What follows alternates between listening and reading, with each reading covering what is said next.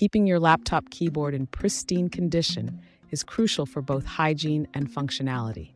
Start by turning off your laptop and gently removing the keyboard cover, if possible, to access more than just the surface. Use a can of compressed air to blow away dust and debris trapped between the keys, holding the can at an angle for effective results.